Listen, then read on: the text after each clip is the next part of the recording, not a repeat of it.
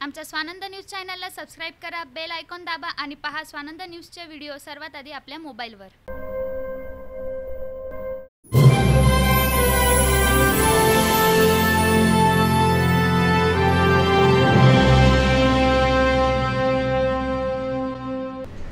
नमस्कार, मी वैष्णवी कांबळी। स्वानंद न्यूज मध्ये आपले स्वागत आहे। चर्चा तर होणारच।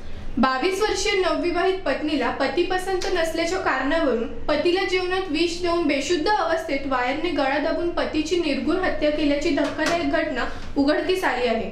ही घटना कल्याण पूर्वेकडील कोळशेवाडी परिसरातील दुर्गामाता मंदिराजवळ घडली आहे।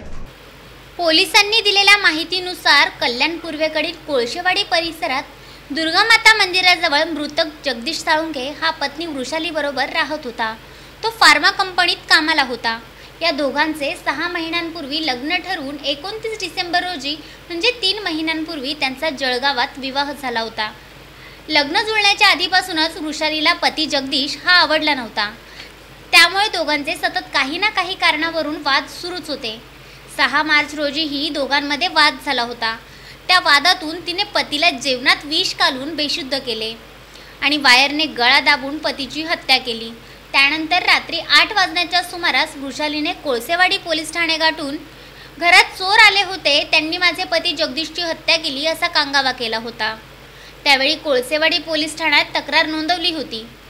कोळसेवाडी पोलिसांनी गुन्ह्याची नोंद करत जगदीशचा मृतदेह शवविच्छेदनासाठी पाठवत पुढील तपास सुरू केला। शवविच्छेदनाच्या अहवालामुळे वृषालीचे खोटे हे चव्हाट्यावर आले।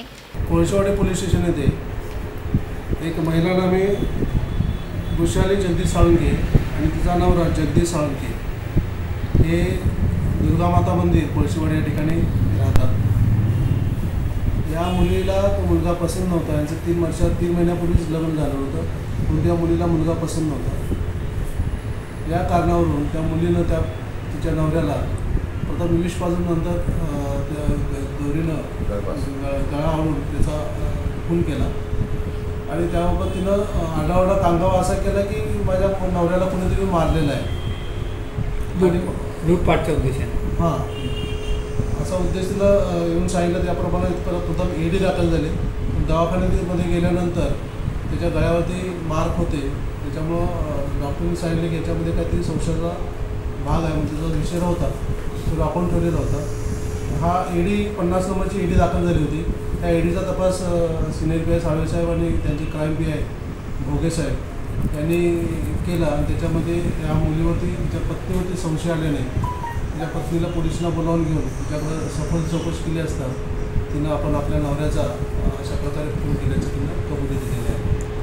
म्हणजे आता त्याच्यामध्ये तिच्यावरती या तपासामध्ये निष्पन्न झालेल्या माहितीवरून त्याच्यावरती खुनाचा गुन्हा नोंद करण्याचं काम सर याआधी तिने प्रयत्न केला होता त्याला मारायचा असं समजतं होऊन त्यात नक्की तिची माहिती नाही आहे, पण आम्ही त्याची माहिती घेऊन चौकशीमध्ये तपासामध्ये काय निष्पन्न यामध्ये दुसरा कोणी आरोपीचा सहभाग असू शकतो का? ती 31 महिला आहे, अजून तपास आता प्राथमिक स्टेजवरती आहे।